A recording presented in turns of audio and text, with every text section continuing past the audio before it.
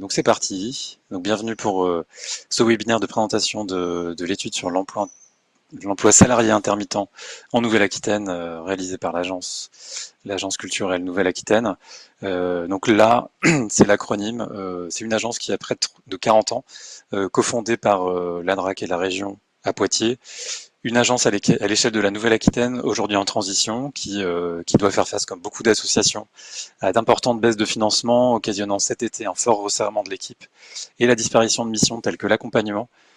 Toutefois, le projet est en cours de redimensionnement et de réécriture et continuera de porter une mission d'observation et d'animation du dialogue social dans le spectacle, toutes deux nées justement au début, au même moment, je veux dire, autour de 2004.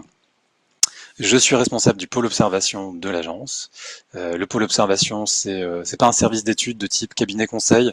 Notre mission relève plus du service public. Nous n'avons pas d'enjeu autre que de restituer la réalité d'un angle de vue souhaité par des professionnels, par des partenaires, par le secteur culturel, notamment nos financeurs.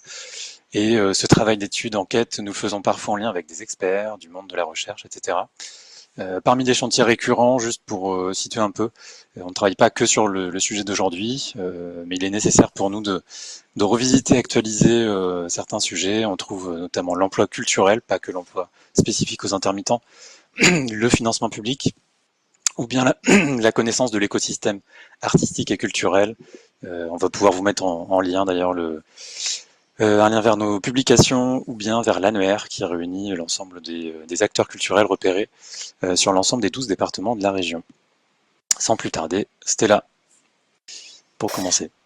Merci Thomas. Donc effectivement, je vais reprendre la main tout de suite sur le diaporama et on va attaquer la présentation. Je le redis, n'hésitez surtout pas si vous avez des questions pendant qu'on parle, des choses que vous n'entendez pas, que vous ne comprenez pas, à les poser dans le chat.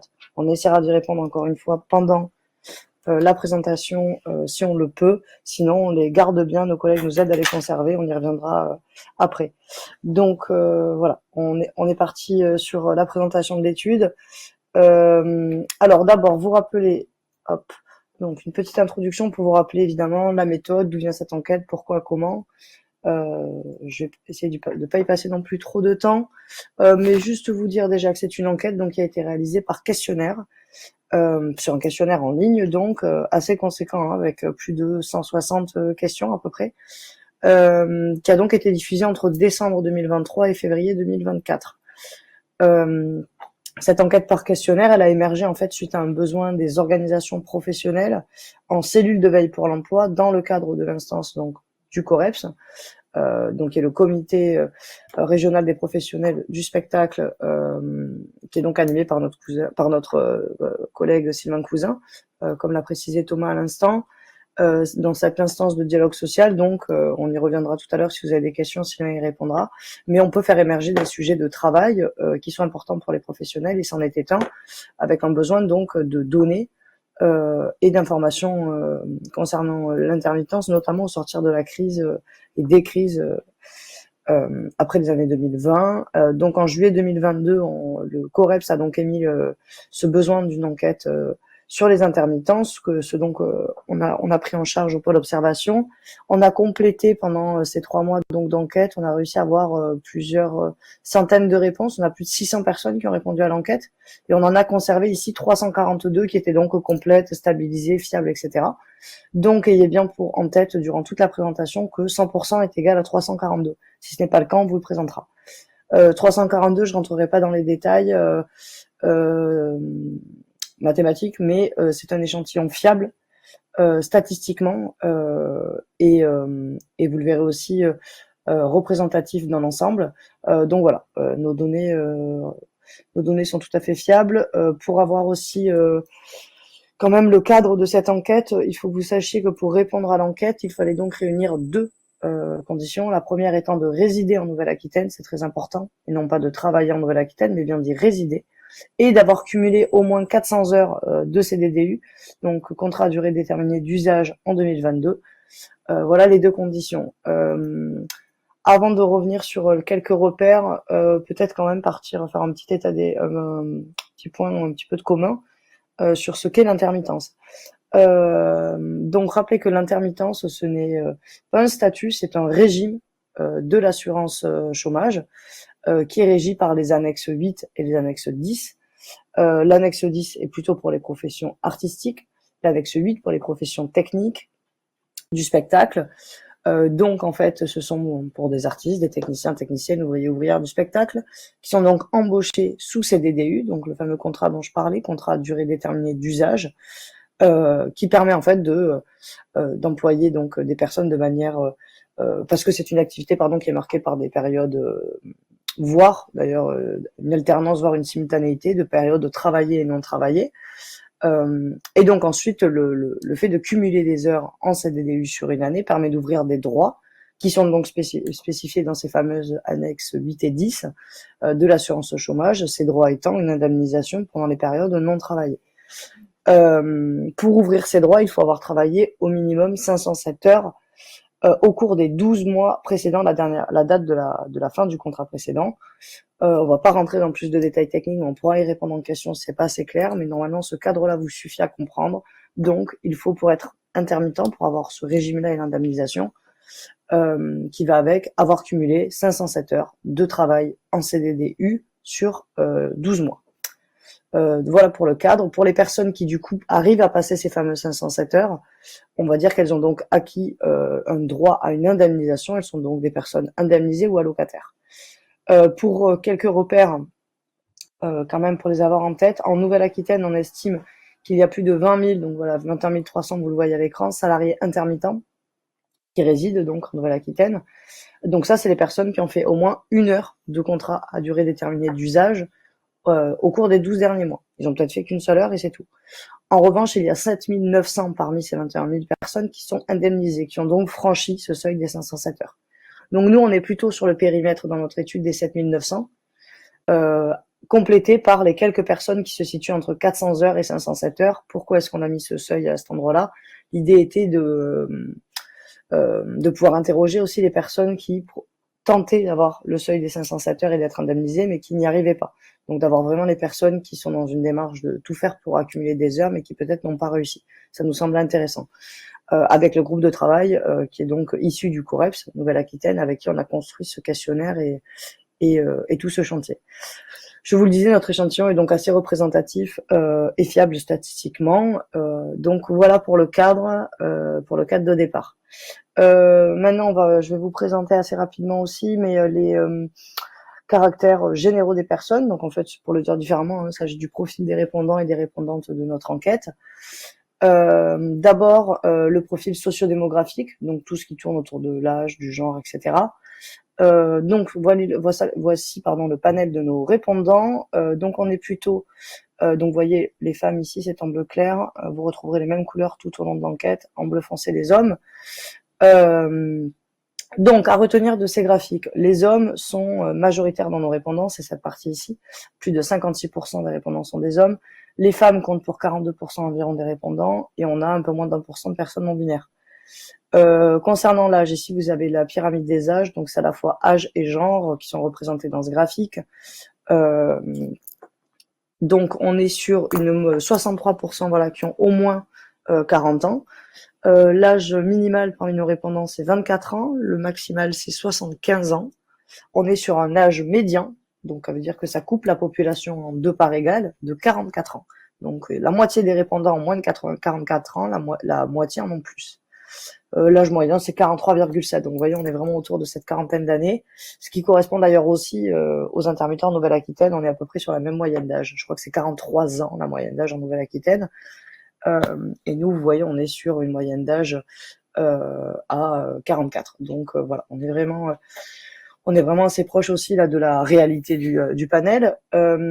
Continuons ensuite sur l'ancienneté dans le secteur culturel. Chaque fois, je ne vais pas vous présenter toutes les données, vous retrouverez bien tout ça dans l'étude, mais les résultats à retenir quand même ici, c'est qu'on est sur une majorité de répondants qui ont, donc on parle de à peu près 53%, qui ont plus de 15 ans d'ancienneté dans le secteur culturel. Vous voyez, donc ces deux lignes-là en fait. Si on les additionne, donc sur un public quand même qui a plutôt de l'expérience. On est sur un ensemble aussi plutôt très diplômé parmi nos répondants. 73% des répondants ont au moins un bac+2. Voilà, c'est toute cette partie-là, ont au moins un bac+2. Sachez que dans la population française globale, chez les personnes qui ont à peu près plus de 25 ans, hein, on est sur 35% dans la population française qui a au moins un bac+2. Ici, on est sur 73%. Donc, vous voyez bien l'écart, on est sur une population extrêmement diplômée par rapport à la population française globale.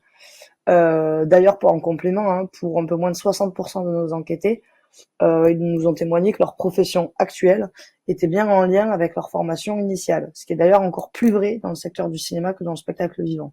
Donc vraiment la formation est assez importante dans la suite de la carrière, dans la carrière professionnelle. En tout cas, il y a un lien évident. On va continuer ensuite donc avec la résidence, puisqu'on disait que ces personnes résidaient en Nouvelle-Aquitaine. Vous avez ici une carte donc qui représente les départements de la Nouvelle-Aquitaine. Vous avez la légende ici, donc bon, sans surprise évidemment, hein, la Gironde qui a le plus de nos répondants qui vivent là-bas, puisqu'on est sur 42% environ des répondants localisés en Gironde. Pour repère, on a 27% de la population en Nouvelle-Aquitaine qui vit. Donc on est sur une légère surreprésentation de la Gironde, mais qui est pas non plus écrasante. C'est à peu près 30% aussi de l'emploi salarié en Nouvelle-Aquitaine. Donc effectivement une prépondérance de la Gironde qui se retrouve aussi dans notre panel. En deuxième position, celui de la Charente ici avec un peu plus d'11%, qui s'explique aussi par le poids de la filière image et de l'audiovisuel dans ce département. Sans rentrer dans le détail, on a plutôt une bonne répartition des répondants sur le territoire. On a des répondants dans tous les départements et aussi quel que soit le secteur. Vous le verrez, c'est une carte que je n'ai pas remise là, mais dans l'étude, vous avez une carte un peu plus globale avec la localisation des répondants ainsi que leur secteur principal, donc plutôt cinéma ou plutôt spectacle vivant. Je continue sur les lieux de vie, etc. de nos répondants. Est-ce qu'ils sont plutôt dans un territoire urbain ou rural, tel que défini par l'INSEE? On est sur une majorité de personnes qui vivent dans un territoire considéré comme urbain, 66%. Ici. Marqué aussi par voilà la prépondérance de quatre intercommunalités, qui rassemblent plus de la moitié de nos répondants. Donc c'est quand même assez significatif. Donc c'est Bordeaux en première position, suivi de Poitiers, Angoulême et Limoges. Toujours sur le profil, mais maintenant sur le profil plutôt professionnel de nos répondants. Donc ici vous avez des graphiques par rapport au type de métier occupé par nos répondants. Donc métier plutôt artistique, plutôt technique ou plutôt administratif. On est sur une majorité de métiers artistiques, hein, 43% de métiers artistiques, 40% de métiers techniques environ. Donc on est assez conscient de cet équilibre aussi entre techniciens, techniciennes et métiers artistiques. 10% de personnel administratif. Si on regarde ici plutôt croisé avec le genre de nos répondants répondantes, grossièrement on va dire que les techniciens techniciennes sont plutôt des hommes et les professions administratives sont plutôt dominées par les femmes. Vous voyez ici 77% de femmes parmi les professionnels qui ont plutôt un poste donc administratif. En termes de secteur, on est sur une majorité de personnes qui viennent du spectacle vivant, 67%. Et donc 32% plutôt côté cinéma audiovisuel. Ici, vous avez un graphique qui croise à la fois le type de métier et le secteur. Donc, on a plutôt des artistes, on va dire, dans la partie spectacle vivant. Et on a plutôt des techniciens dans la partie cinéma audiovisuel. Ensuite, on peut également revenir sur le secteur en fonction, vous voyez ici le prisme est différent. Donc c'est ce que je vous montrais tout à l'heure aussi, on le retrouve ici, vous voyez parmi les professionnels du spectacle vivant on a plutôt des artistes, parmi le cinéma on a plutôt des techniciens. Ici un petit graphique pour revenir sur les disciplines qu'on a questionnées pour les professionnels du spectacle vivant. On est sur une majorité de professionnels qui viennent plutôt du théâtre, suivi ensuite par plutôt du pluridisciplinaire spectacle vivant. Et enfin, dernière partie pour avoir un petit peu en tête le profil de nos répondants, quelque chose sur le niveau de vie, et qui est donc marqué malheureusement par une précarité assez répandue. Qu'est-ce qu'il faut retenir de ce graphique qui revient donc sur le revenu fiscal de référence? Donc vous avez en rose les personnes plutôt si elles sont une déclaration seule, et en gris si les personnes font une déclaration en couple. puisqu'évidemment les données seront pas les mêmes. À retenir que parmi les personnes qui déclarent donc de manière seule leurs revenus, on a à peu près la moitié d'entre elles qui ont un revenu fiscal de référence au-dessus de 20 000 euros et 43% qui ont un revenu fiscal de référence, donc en dessous de ces 20 000 euros. On a 8% à peu près de sans réponse. Le revenu annuel médian net, donc avant impôt également, par extrapolation, on dirait qu'il peut être évalué autour de 22 000 euros. Et enfin, un élément important, selon nous, quand même, c'est de dire que le taux de pauvreté de notre échantillon de répondants-répondantes dépasserait 21% de notre échantillon, ce qui est quand même extrêmement significatif et relativement inquiétant. Voilà pour la petite partie sur le profil de nos répondants, et je vais passer la parole à Thomas qui va revenir sur des questions plutôt d'emploi. Donc quelques particularités que je vais dévoiler en quelques graphiques. Donc pour commencer, le jeu du volume d'heures et l'assurance chômage, si tant est que ce soit un jeu. Un premier graphique qui vous présente quelques indices. Plus de la moitié des répondants sont dans la tranche en volume d'heures de CDD compilés sur la même année, sont dans la tranche des 750 heures annuelles. Au-dessus de 750, on a 40% de l'échantillon. À noter quand même quelques cas de personnes qui déclarent faire plus qu'un équivalent temps plein. Un 35 heures, c'est 1607 heures. Donc des personnes qui travaillent sans doute beaucoup. Ça reste du déclaratif. Quelque chose à noter sur la part des femmes. Au fil des tranches, les femmes sont de moins en moins présentes. Vous pouvez le remarquer, voilà, elles sont plus fortement représentées sur la tranche qui peine à avoir les 507 heures, donc la première là entre 400 et 506, et ça descend jusqu'à 35% pour les plus de 2000. Pour rappel, les femmes, c'est 43% de l'échantillon. Sur cette diapo, vous avez quelques éléments sur la difficulté à atteindre le seuil ou non. Est-ce que c'était plus difficile, plus facile ou équivalent en 2022? Alors évidemment, on est en 2025, mais quand même, vous devez avoir quelques repères sur l'état du monde et des capacités de travail à ce moment-là. On a quand même une partie d'indécis, mais qui est assez faible, 10%. Mais au final, c'est assez disparate. Donc 3 avis assez différents. Donc ressenti comme équivalent pour un tiers des salariés. Donc 33%, donc par rapport aux années précédentes, hein, c'était la question. Un peu plus difficile. Non, c'est pas plus, c'est un petit peu moins.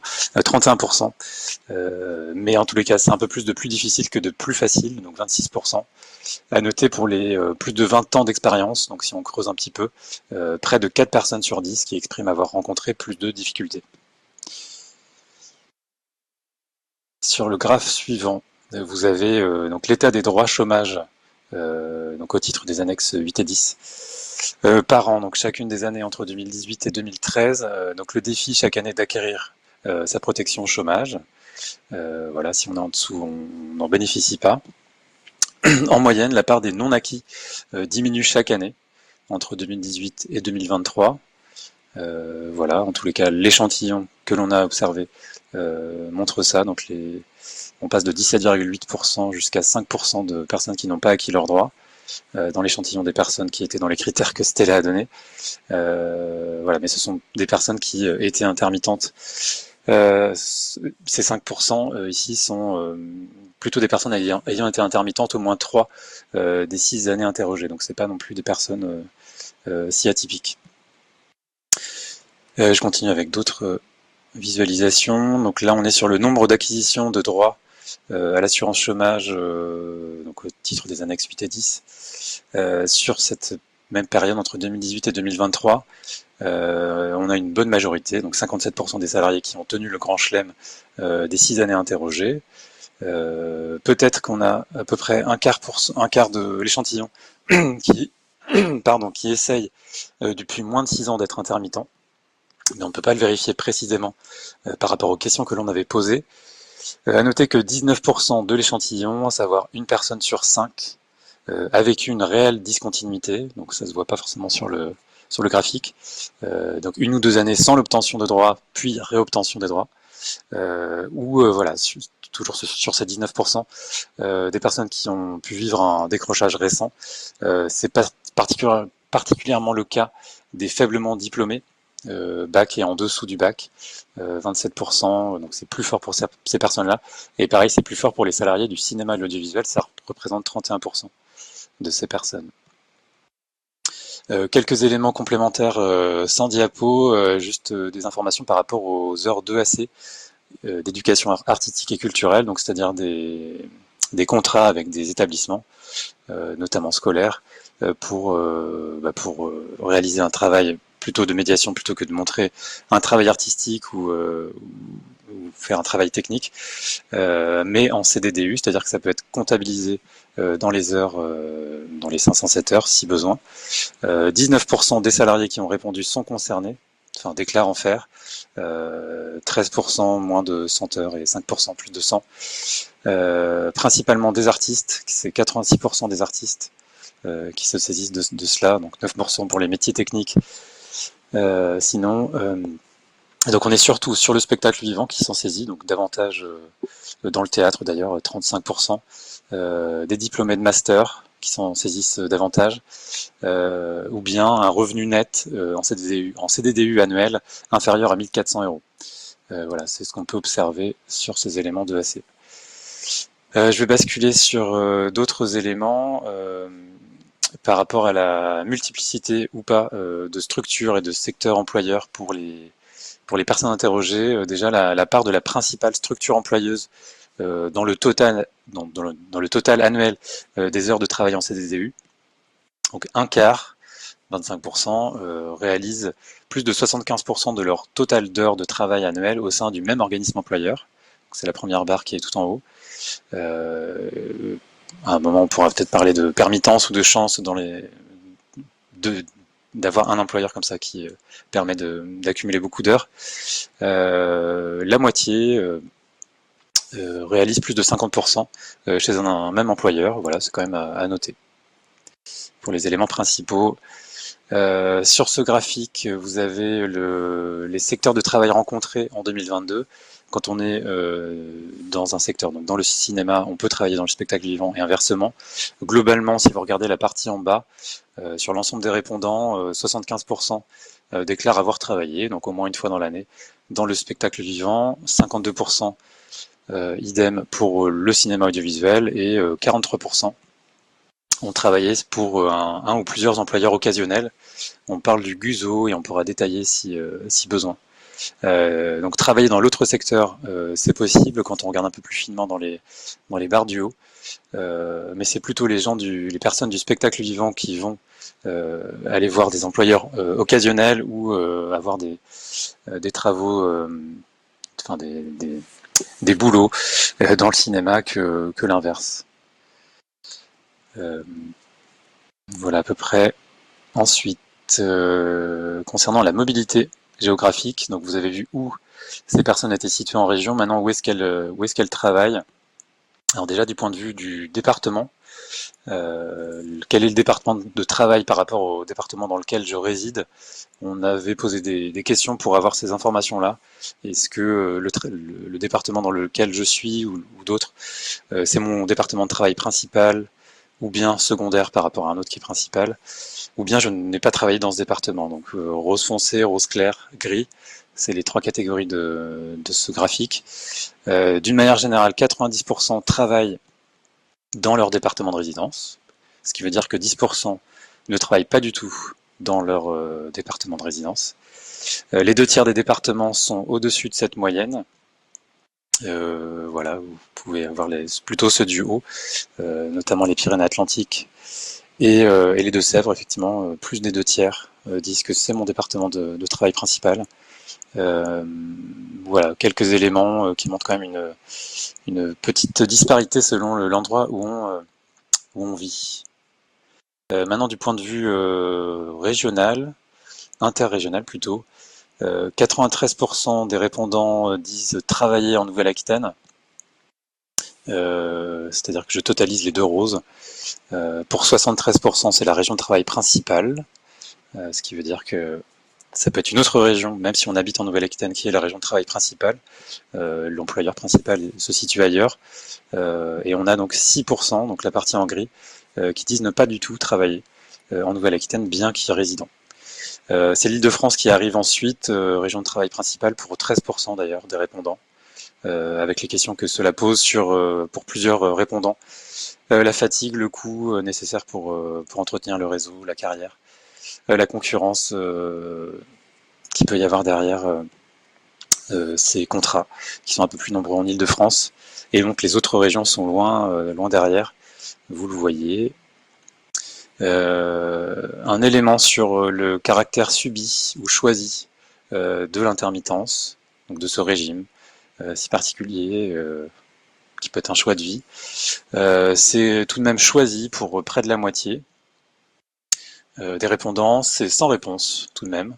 Des personnes n'ont pas du tout exprimé ni choisi ni subi, ni la possibilité de mettre ni l'un ni l'autre. Voilà, c'est relativement mitigé, et ce qui nous semble intéressant, et vous le verrez dans l'étude, le PDF sera bientôt disponible, on va le signaler. Voilà, quelques exemples de verbatim, donc de paroles de personnes. Je vais juste lire la première. Je ne le choisis pas, mais je ne le subis pas non plus. Ce n'est pas un choix. Mon métier est rémunéré comme cela, je ne le subis pas, car j'ai la chance d'être indemnisé quand je ne travaille pas. Mais je subis ces contraintes, parfois le manque d'heures, pour renouveler les indemnisations variables, etc. Donc on a quelques verbatim lucides qu'on a retranscrits dans l'étude, qui résume assez bien l'ambivalence du régime, qui a ses avantages et ses inconvénients. 60% des enquêtés déclarent ne pas envisager de quitter l'intermittence pour un poste de permanent. C'est à signaler également. Et je vais continuer sur des aspects plus pécuniers, donc sur la partie salaire, le salaire intermittent et les éventuelles consolidations de revenus. Et n'hésitez pas à commencer à poser vos questions. Effectivement, même si on aura besoin de se remettre dedans pour y répondre, n'hésitez pas à citer le graphe, etc., ou questions de compréhension ou autre. Donc, concernant les revenus des CDDU, faibles et disparates, c'est un peu le sous-titre de ce graphe. Quel est le revenu mensuel net moyen de travail, de travail en CDDU en 2022? On a ces repères-là, la grande majorité est en dessous de 1 400 € net mensuels. Le salaire net moyen se situe entre 1 400 et 1 500. On n'a pas la précision par rapport aux données récoltées, mais on sait que c'est sur cette zone-là. Et le salaire médian, quant à lui, est plus bas, ce qui veut dire qu'il y a quand même des salaires relativement élevés. Le salaire médian est entre 1 100 et 1 200. Pour repère, le SMIC, c'est 1 300 cette année-là, sur les mêmes bases. Le salaire moyen en France, globalement, 2 630 €, et le salaire médian, 2 100 €. Voilà, des repères qui montrent qu'on n'est pas du tout dans les mêmes sphères. Et donc, quel est l'apport de l'indemnité chômage pour le niveau de vie de ces personnes? Donc, ce graphe qui vient de s'ajouter en bas vous précise ces informations-là. On a 94% qui ont touché au moins un versement d'indemnisation chômage en 2022.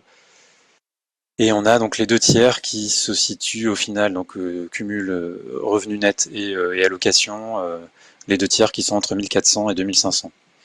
Voilà, on a quelques croisements qui sont ajoutés au PDF que vous découvrirez plus tard, mais ce sont quelques éléments pour montrer l'importance de cela. Graphique 20, la perception d'indemnité chômage sur les 12 mois qui suivent la date d'acquisition des droits.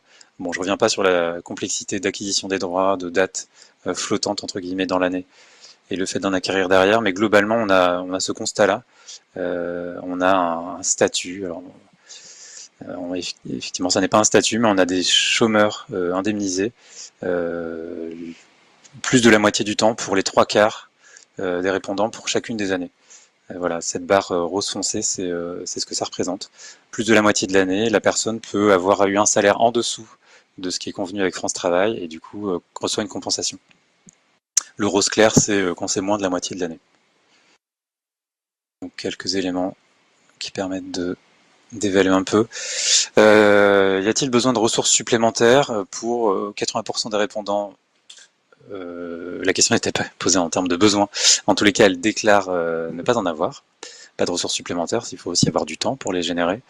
Donc pour 20%, il y a des ressources supplémentaires et celles qui ont été citées sont d'éventuelles prestations sociales. Selon les années, il peut y avoir justement un complément de type RSA. Les droits d'auteur peuvent être présents du côté des artistes. Le fait d'avoir une micro-entreprise en lien étroit ou pas avec l'activité d'artiste, technicien ou avec un métier administratif, ou bien un CDD, CDI dans le régime général. On a le cas des enseignants, par exemple, ou des placements financiers ou retraites qui ont été mentionnés à la marge, mais la question a été relativement ouverte. Et enfin, pour continuer, les réalités de la pluriactivité, puisqu'effectivement, plusieurs employeurs, plusieurs types de métiers, plusieurs sources de revenus, c'est des contraintes, des opportunités. Vous avez quelques verbatims ici, il y en a d'autres dans l'étude.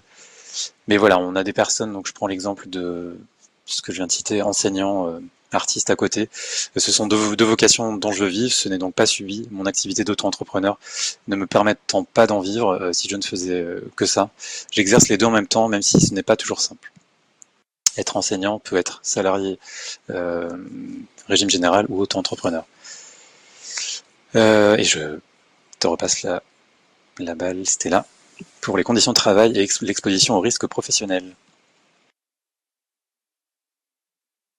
Merci. Donc oui, une autre partie assez centrale de cette enquête, qui est aussi un sujet pour info assez important dans le cadre du COREPS Nouvelle-Aquitaine. Ce sont des questions qui sont régulièrement travaillées, question de la qualité de vie, des conditions de travail. Donc c'est quelque chose qu'on a souhaité intégrer à notre enquête. D'abord, un petit retour sur les conditions de travail en elles-mêmes et surtout le ressenti en termes de dégradation ou amélioration depuis la crise Covid-19. Sur ce graphique, donc, on avait posé la question, hein, vous lirez, c'est le résultat de ce graphique, donc, concernant une dégradation ou une amélioration de ces fameuses conditions de travail. Ce qu'on peut retenir dans l'ensemble, c'est qu'elles sont plus ou moins équivalentes quand même en majorité, pour un peu plus de 36% des répondants. Mais elles se sont plutôt, donc voilà, soit elles sont équivalentes, soit elles se sont plutôt dégradées. Vous voyez que c'est quand même 31% des réponses. Et surtout le résultat, je crois, qui est assez significatif ici, c'est qu'il n'y a que 2% de personnes qui ont déclaré que les conditions de travail s'étaient améliorées. Donc, on peut dire qu'elles se sont soit stabilisées, soit elles se sont dégradées, mais en aucun cas les conditions de travail se sont améliorées ces dernières années. Ce qui peut tout de même nous poser question. Et aussi un petit zoom par secteur qui est intéressant. Il semblerait qu'elle se soit plus dégradée dans le spectacle vivant que dans le cinéma, puisqu'on a 34% des répondants plutôt côté spectacle vivant qui trouvent que les conditions se sont dégradées, contre 25 côté cinéma, audiovisuel. Parmi les types de dégradation qui sont mentionnés, puisqu'on les a aussi questionnés, il n'y a pas de graphique là-dessus, mais vous le retrouverez aussi dans l'étude en PDF. On parle de baisse de la rémunération pour beaucoup des répondants et des répondantes.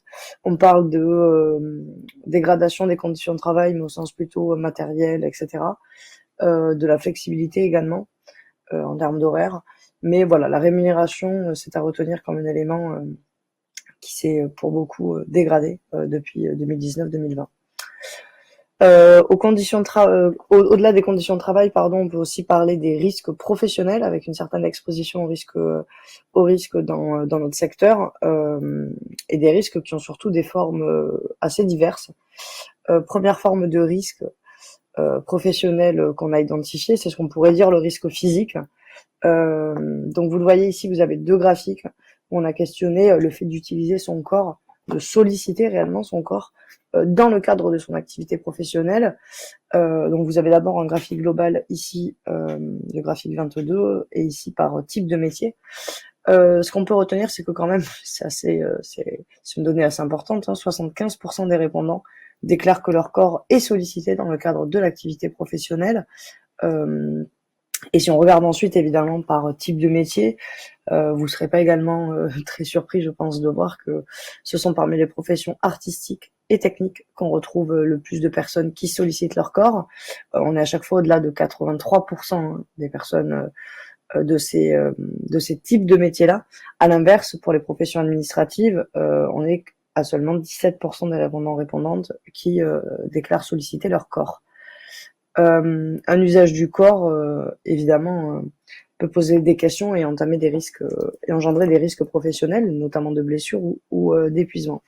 Mais on y reviendra dans un instant.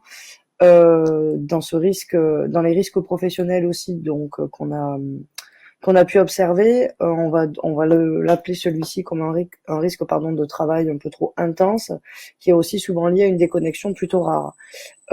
Ici, vous allez retrouver dans ces graphiques le fait de dépasser 45 heures de travail de façon hebdomadaire, en fonction des différents secteurs d'abord, et ensuite en bas de l'écran en fonction des différents types de métiers. Qu'est-ce qu'il faut retenir ici, c'est qu'environ plus de la moitié des répondants, donc ici vous pouvez additionner le rose foncé et le rose clair, donc ce sont deux fréquences, hein, le fait de le faire très souvent ou souvent. Donc on a plus de la moitié des répondants qui déclarent travailler de manière fréquente, donc plus de 45 heures par semaine, ce qui est quand même assez significatif.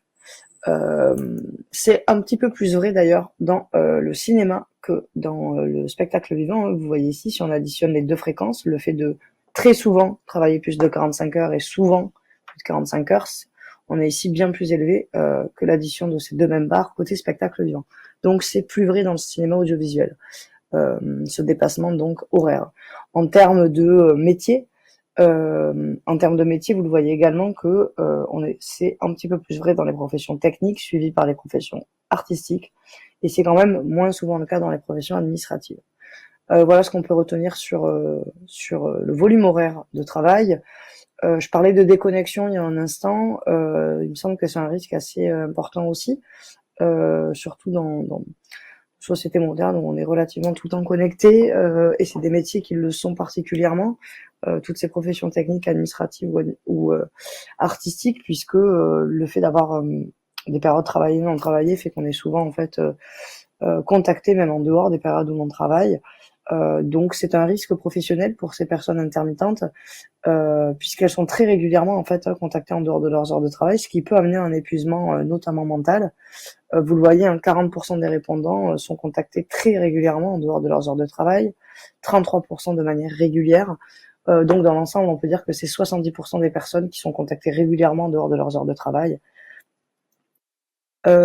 Ensuite, autre risque professionnel dont on a beaucoup parlé ces dernières années, et à juste titre, hein, au-delà donc du risque physique qu'on a évoqué, d'un risque de travail un peu intense lié à une déconnexion plutôt rare, on a un risque de violence, harcèlement sexiste et sexuel qui est élevé dans notre société et dans notre secteur également, et donc parmi les intermittents, ça se retrouve aussi. Ici, vous avez d'abord un premier graphique, donc le 27, qui reprend les expériences de harcèlement moral en fonction du genre, donc le fait d'avoir été victime, témoin, aucun des deux. Qu'est-ce qu'on peut retenir ici, c'est qu'environ 28% des répondantes ont été victimes ou témoins d'une situation de harcèlement moral.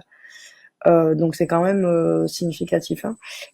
Ici on a un verbatim aussi, une citation d'un répondant ou d'une répondante qui raconte avoir été référent, voilà, harcèlement sur un tournage, quand le cas de harcèlement moral avait donc été constaté par un chef de poste, et après une enquête et un recueil de témoignages, aucune action de l'employeur. On est donc face à une inaction parfois qui est aussi beaucoup revenue dans les situations qui nous ont été racontées. On continue sur ce risque professionnel. Donc là, on est sur l'expérience de VHSS, donc violence, harcèlement sexiste et sexuel à proprement parler en fonction du genre. Ici, le harcèlement, le fait d'être victime, témoin de harcèlement aussi. Ici, on a victime de viol et témoin de viol. 21% ici à retenir, hein, de victimes ou témoins, si on additionne donc les deux catégories de harcèlement sexiste ou sexuel. Vous l'avez pas à l'écran, mais on a noté un risque plus élevé dans le secteur du cinéma que dans le secteur du spectacle vivant. Ensuite, quant au graphique 29, qui est donc sur l'expérience de violence morale ou physique, toujours en fonction du genre, on peut retenir qu'environ 17,8, on va dire 18% des salariés intermittents ont été victimes de violences morales dans le cadre professionnel. C'est réparti comme suit, hein, à peu près 12% de femmes, 6% d'hommes. Donc on peut retenir aussi que les femmes sont plus souvent exposées à cette forme de violence quand les hommes en sont plus souvent témoins. Et c'est le cas, vous l'avez vu, hein, dans toutes les expériences de violence que je viens de citer depuis les 3 précédents graphiques, avec donc une surexposition à un risque bien plus élevé pour les femmes. Enfin, toujours sur ces risques professionnels et ces questions de discrimination et de violence, on a demandé l'expérience de discrimination en fonction du genre également, de la discrimination de genre, à proprement parler. On a à peu près une femme sur 2 qui déclare avoir été, avoir subi, en tout cas, une discrimination de genre au cours de sa carrière.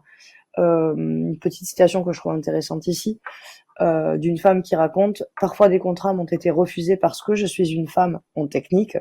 Les remarques et blagues sexistes, c'est très très souvent, par les collègues sans qu'ils s'en rendent compte.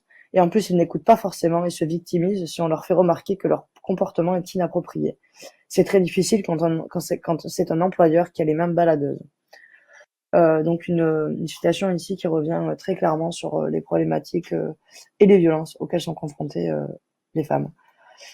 Donc on l'a vu, on a une exposition à des risques, on a des conditions de travail qui peuvent être dégradées, on a des risques professionnels qui sont multiples, ce qui peut donc nous permettre d'avoir maintenant un regard un peu plus précis sur l'état de santé de toutes ces personnes interrogées. En premier lieu, l'état de santé, on peut le maintenir du mieux possible si on met en place une politique de prévention et de soins de soi, d'attention aussi de la part de la structure employeuse. Ici, vous avez un graphique sur le fait de réaliser des visites médicales.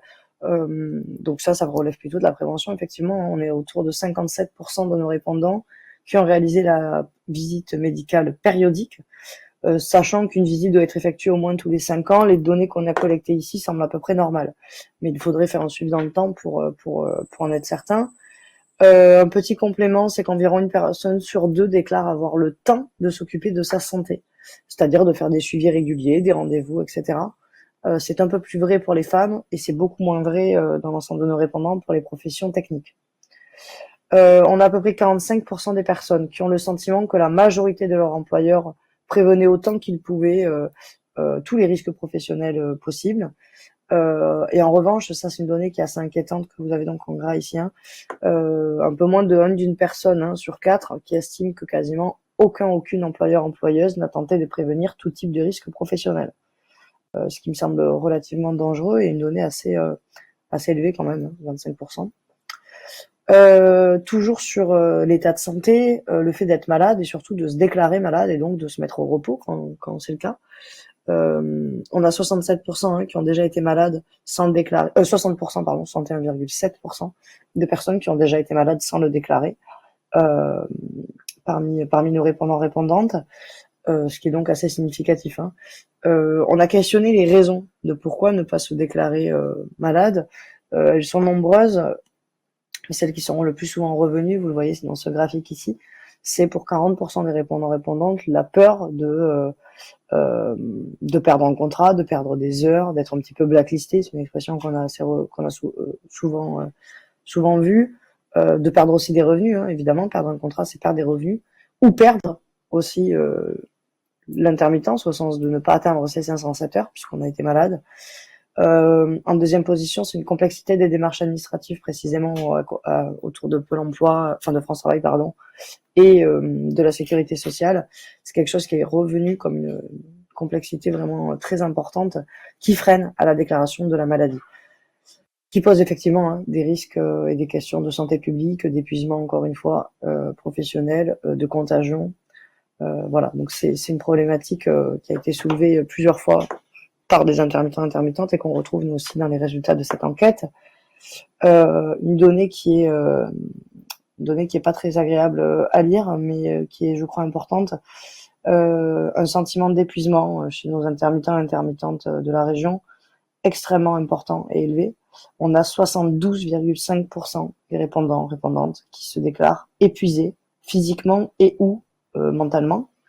40% quand même parmi ces 70 qui cumulent un épuisement intellectuel et physique. Donc ce qui est donc très important. En fonction du genre, on voit aussi que les femmes y sont plus souvent exposées, mais encore un effet de genre ici qui se dégage. Et enfin, une dernière donnée sur cet état de santé des personnes qui peut être un petit peu alarmant, c'est le niveau de stress à l'approche de la fameuse date d'anniversaire où où on cumule, où on réévalue si est-ce qu'on a eu justement ces fameuses 507 heures et où le droit à l'indemnisation est questionné. On observe que dans l'ensemble, on a plus de stress chez les personnes les plus jeunes, vous voyez, les 20-29 ans notamment. À l'approche de la date d'anniversaire, évidemment, c'est stressant. Et pareil pour les 60 ans et plus. Donc ça se calme un petit peu entre les deux, mais voilà. C'est donc des métiers et un type de régime qui amène aussi également beaucoup de stress. Et Thomas va vous parler un petit peu d'écologie maintenant. Ouais, on va attaquer les dernières lignes droites de ce webinaire. Donc les enjeux de transition écologique sont partout et donc on les a questionnés auprès de ces personnes qui, pour certaines, ont peut-être une part à jouer. Déjà, une question avait été posée sur est-ce que les personnes se déclarent être suffisamment informées ou formées à la question de la transition écologique. On a déjà un premier constat, voilà, un peu plus d'une personne sur deux qui déclare être suffisamment informée de ces questions-là. Donc c'est le graphique que vous avez en haut à droite. Mais 64% des répondants qui estiment ne pas être suffisamment formés aux enjeux liés à la transition écologique. Donc voilà, premier élément voilà, de connaissance sur notre échantillon. Sur ce graphe, vous avez voilà, quelle est l'opinion de chacune de ces personnes sur les choix écologiques à appliquer. Alors ça peut être des injonctions ou des volontés partagées dans une équipe, etc. Donc plusieurs questions très différentes avaient été posées. Ce qui est important de retenir avant de forcément tout lire, on a un tiers des répondants qui sont un peu indécis, qui sont ni d'accord ni pas d'accord, qui parviennent pas à se positionner. Peut-être par manque d'information ou manque de formation justement, mais c'est assez étonnant.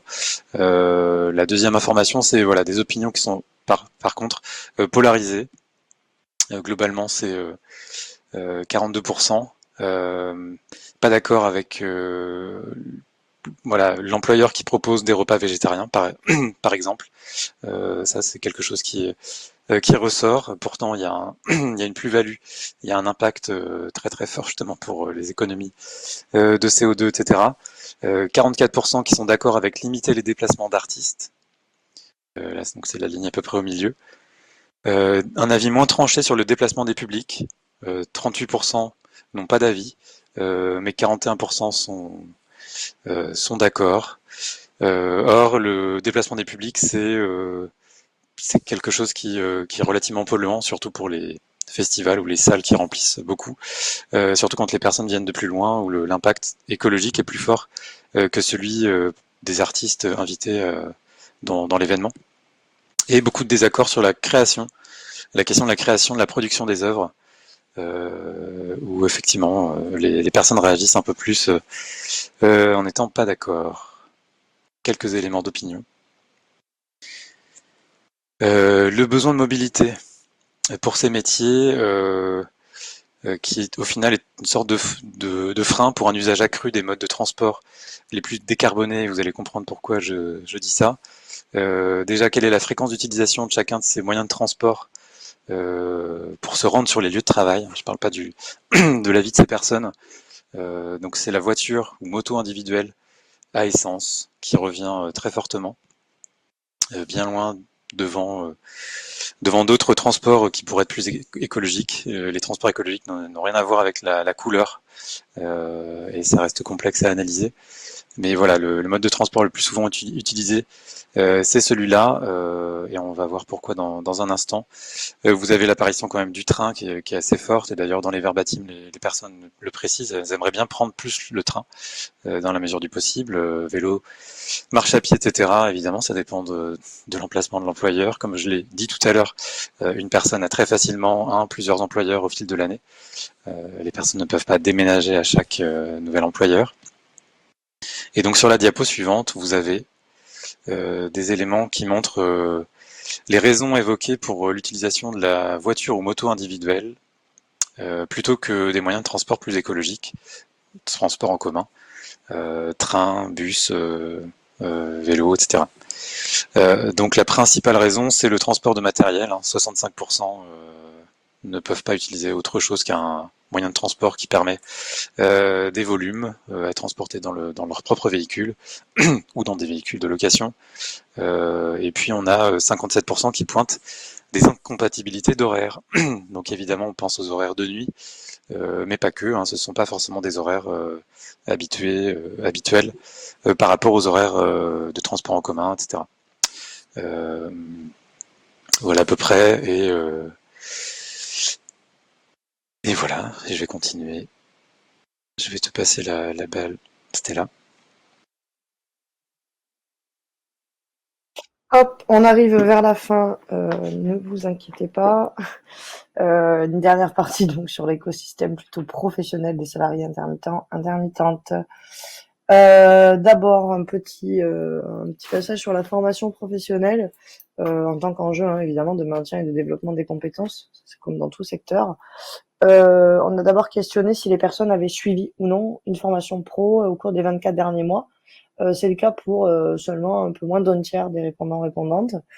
D'ailleurs, parmi les personnes donc non formées, ces fameux 65%, on avait questionné plus en détail. Et la raison la plus souvent évoquée par les répondants et les répondantes, c'est le manque de temps pour se former. Le graphique 40B fait le même distinguo, mais en fonction des types de métiers. On voit que les professions artistiques sont relativement plus formées que les autres, ici.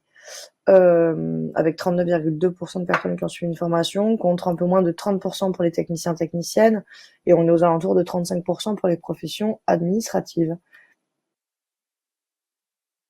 Ensuite, on a effectivement aussi questionné le fait de connaître ou non, vous le verrez, différentes structures qu'on pourrait qualifier de structures fédératrices, de structures ressources, notamment les réseaux professionnels et les syndicats, puisque on rappelle que c'est une enquête qui a donc émergé en COREPS, une instance où siègent donc les organisations syndicales, ce qui est aussi certains réseaux d'ailleurs, mais donc effectivement c'était aussi un élément qui les intéressait beaucoup.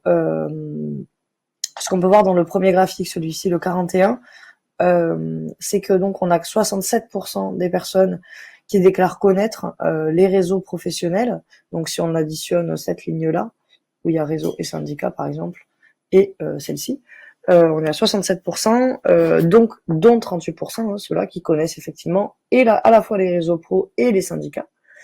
On peut aussi dire qu'il y a à peu près un intermittent sur deux, donc soit 45%, qui connaissent les syndicats professionnels, et un quart des répondants qui ne connaît ni l'un ni l'autre. Voilà pour ce qui est juste du fait de connaître. On a effectivement questionné, c'est pour ça que je le précise dans le graphique suivant, donc ici, le fait de connaître maintenant les missions, les objectifs précisément de ces deux types de structures, et non pas juste en connaître l'existence. On a 2 tiers des personnes qui déclarent connaître, qui déclarent connaître les connaissances, qui déclarent connaître les missions et les objectifs des réseaux pro et des syndicats, si on additionne toutes ces parties-là. Et on a quand même 56% des personnes qui déclarent ne connaître que les missions. On peut aussi retenir quand même dans l'ensemble de ces graphiques que relativement dans l'ensemble, les missions des syndicats sont mieux connues que les missions des réseaux professionnels, où ça reste un petit peu plus flou pour les personnes de savoir quels sont leurs objectifs, leurs missions. Quant au réseau pro, pour les syndicats, c'est quand même un petit peu plus clair dans la tête de nos répondants. Ensuite, c'est celui-là que j'attendais, qui est intéressant, je trouve aussi, le fait d'être membre là pour le coup de réseau professionnel. Celui-là, on l'a fait en fonction de l'âge, puisque vous le verrez effectivement, vous en apercevez tout de suite, on a un effet d'âge assez clair ici. À retenir d'abord quand même, avant de rentrer dans le détail des âges, que dans l'ensemble des répondants, donc cette dernière ligne ici, la majorité, c'est-à-dire 67% des répondants, ne sont pas membres de réseaux professionnels quels qu'ils soient. On voit qu'effectivement, plus on monte dans l'âge en général, plus on a de personnes qui en sont membres. Chez les plus de 60 ans, c'est 47%, qu'on peut mettre en regard avec les 30-39 ans, par exemple, où c'est que 17%. Ici, c'est quand même l'écart est assez important. Dans les réseaux, d'ailleurs, cités par nos répondants, celui qui est le plus souvent revenu, c'est le LAPAS, suivi de grands rues et suivi ensuite des bureaux d'accueil de tournage des différents départements. Ce sont les 3 qui ont été le plus souvent cités. De la même manière maintenant, le fait d'être membre d'un syndicat cette fois-ci, par tranche d'âge toujours, même effet d'âge. En général, plus on est âgé. Ici, c'est plutôt la tranche des 50-59 ans, mais c'est quand même assez flagrant aussi la progression. Plus on est âgé, plus on est souvent membre de syndicats. Dans l'ensemble à retenir, seulement 17% de personnes syndiquées parmi nos échantillons, mais à comparer quand même avec la moyenne nationale, tout secteur confondu, qui est un repère intéressant. On est sur 10% en 2019 de personnes syndiquées en France. Donc ici, on est à 17. Donc, il y en a quand même plus souvent dans notre échantillon, mais je veux tout de suite poser une nuance importante. Il est possible, voire même très probable, qu'on ait une surreprésentation dans notre échantillon des personnes syndiquées, puisque, je le rappelle, cette enquête a émergé d'un besoin en COREPS, où siègent des syndicats. Et donc, le COREPS et ces fameux syndicats qui étaient aussi membres du groupe de travail nous ont aidés à diffuser cette enquête sur les réseaux sociaux, etc., pour avoir un maximum de réponses. Donc, il y a potentiellement un biais dans nos répondants, avec un public qui est plus syndiqué que ne le sont en réalité, les intermittents intermittentes de Nouvelle-Aquitaine. Et donc, on confirme, comme je le disais, cette tendance générationnelle, avec, chez les 50-59 ans, quasiment 30% de personnes syndiquées. Toujours au niveau des structures ressources, on a ici une multitude aussi de structures d'accompagnement en Nouvelle-Aquitaine, qu'on a d'ailleurs beaucoup étudié, nous, à l'agence, avec une enquête sur l'accompagnement et un référencement, finalement, de toutes les structures aussi d'accompagnement dans notre annuaire, dont vous parlez, Thomas, en introduction. On a donc questionné certaines structures qui accompagnent, que ça va de France Travail, vous voyez, aux collectivités, en passant par des agences culturelles. Et donc, on a questionné effectivement le niveau de connaissance du dispositif. Donc, vous avez la bonne connaissance, une faible connaissance, une méconnaissance totale.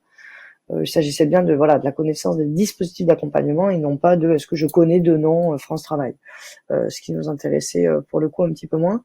On a donc qu'est-ce qu'on peut retenir, que finalement on est sur 57%, vous voyez, c'est la barre la plus élevée ici en termes de bonne connaissance du dispositif côté AFDAS.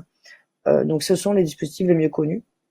Ensuite, effectivement, si on additionne le fait de un petit peu connaître et bien connaître le dispositif, on voit toujours quand même que ces 3 premières structures se démarquent. Donc France Travail, Audience et AFDAS, relativement bien reconnus et bien connus quant à leur dispositif d'accompagnement de par nos intermittents intermittentes. On peut aussi retenir que à peu près moins d'une personne sur 2 ne connaît pas du tout les dispositifs portés par les pouvoirs publics. On note aussi que ceux des agences culturelles, donc en bas ici du tableau, sont les moins souvent identifiés. Avec une nuance toutefois, c'est que quand on regarde de manière un peu plus relative en croisant au département de résidence pour les agences culturelles qui sont départementales, donc je pense ici à l'IDAC, l'agence culturelle de la Gironde, et à l'agence culturelle d'Ordogne, qui semblent, vous le voyez, quand même faiblement connues. Si on additionne le rose foncé et le rose clair. En réalité, si on ne prend que les répondants qui vivent dans ces territoires, on est sur une très bonne connaissance de ces dispositifs, donc des agences très bien identifiées dans leur département.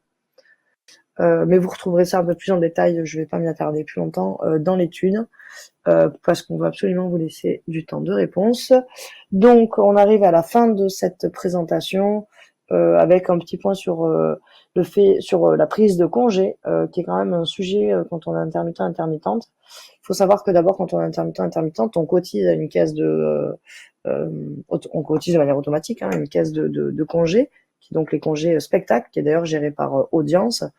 Il faut savoir que 99%, donc 99,7 même, des répondants déclarent connaître l'existence de ces congés spectacles. C'était une inquiétude de certains syndicats, de voir peut-être notamment des jeunes ne pas le savoir. Nous, c'est une inquiétude qui a été levée.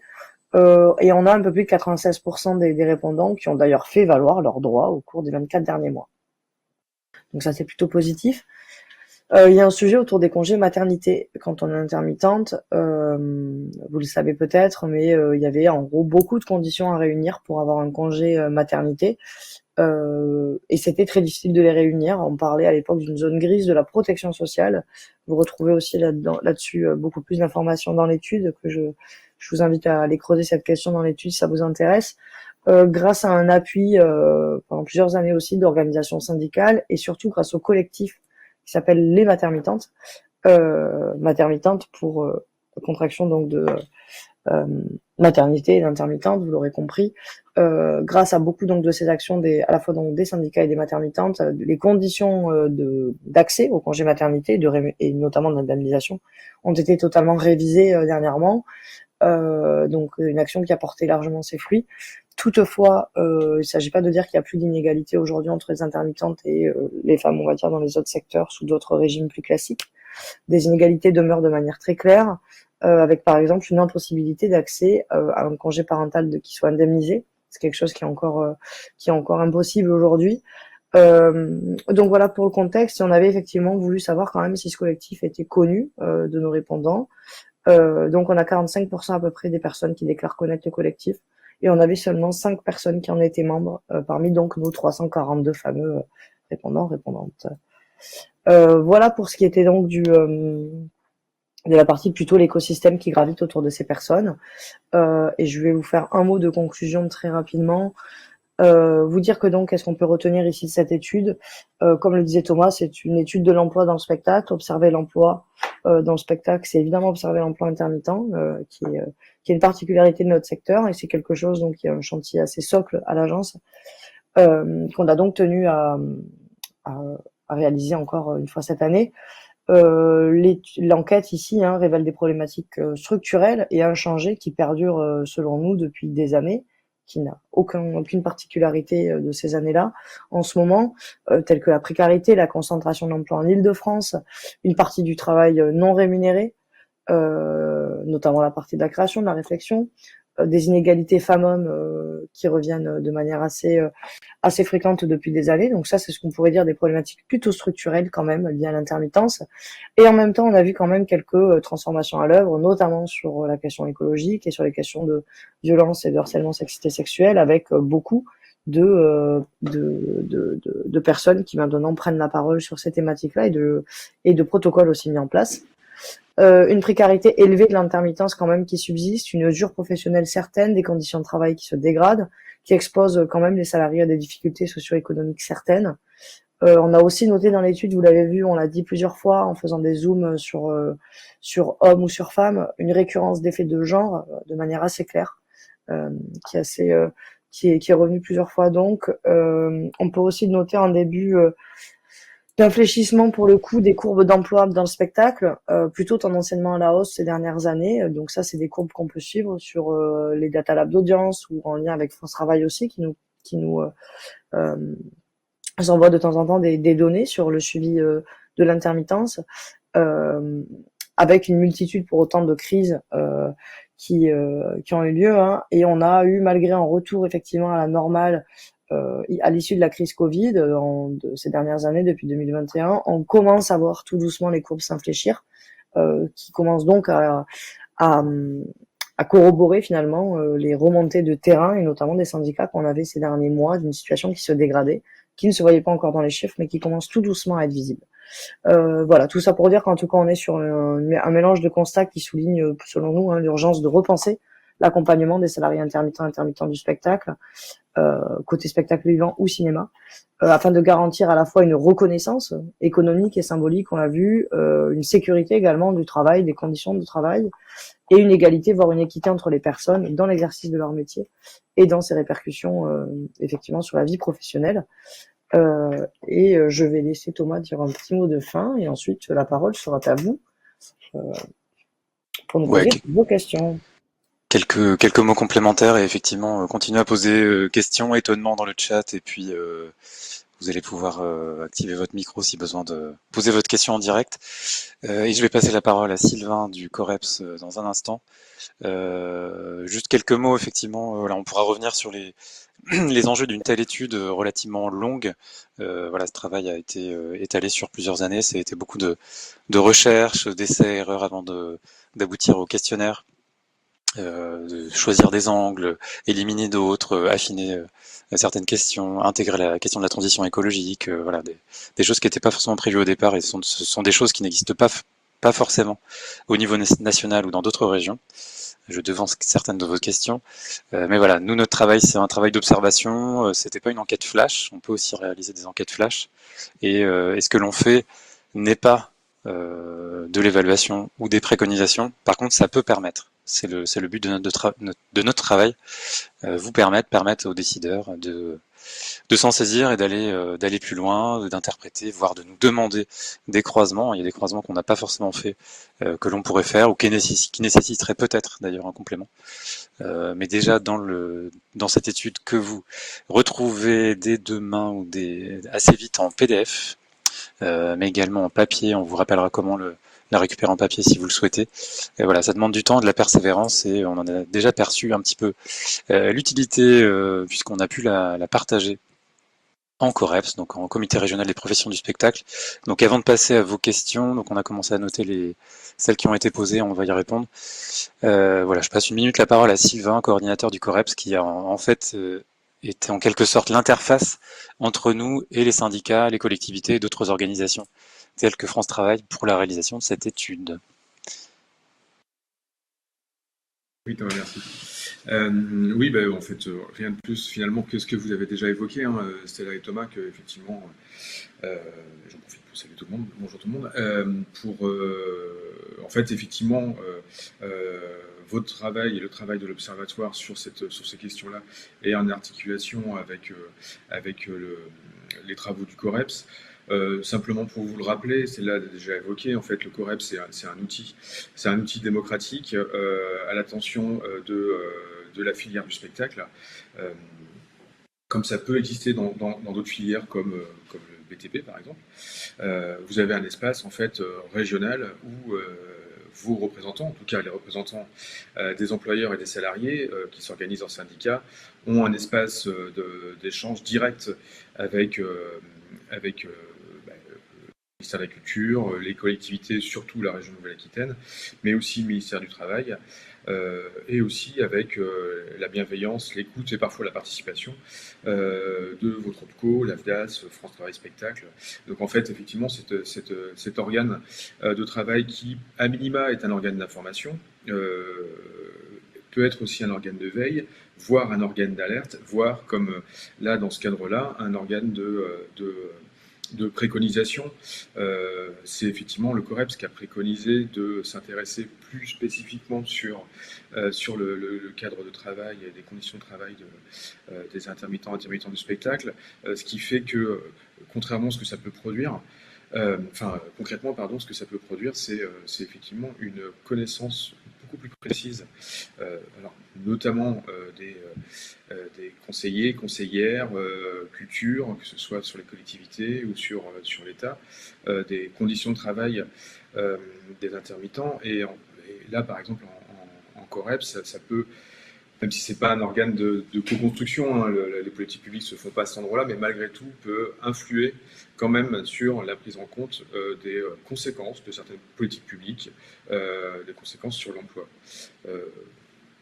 Juste un exemple, demain se réunit la commission politique et financement public, demain matin, et la région produira un bilan de l'application du nouveau règlement, du règlement d'intervention spectacle vivant, et effectivement les membres du COREPS regarderont en détail l'implication que ce règlement a eue sur le développement ou la baisse d'emploi artistique et technique. Voilà. D'exemple, ce que ça peut produire. Et pour finir, je ne vous fais pas le détail de tous les syndicats qui sont présents au COREPS, il vous suffit d'aller sur la page COREPS sur le site de l'agence, mais néanmoins, vous, si vous n'êtes pas salarié, si vous n'avez pas la possibilité de remonter via vos syndicats, parce que je vous invite, je vous invite à faire jouer le dialogue social à fond et donc évidemment à vous faire représenter dans ce type d'instance, mais ça reste au choix de chacun. Donc si vous pouvez aussi faire remonter vos questionnements concernant l'emploi et les conditions de travail, il suffit de m'envoyer un mail et voilà, on peut s'il y a des questions concrètes, des dysfonctionnements qui apparaissent, des difficultés qui sont voilà, enfin, là, je n'ai pas d'exemple précis, mais il peut y en avoir plein. Il suffit de m'envoyer un mail et ça peut être une question qui sera portée en Coreps en fonction de la pertinence, des réponses possibles, etc. Ok, merci Sylvain pour ce complément à l'étude et la nécessité de cet espace de dialogue social.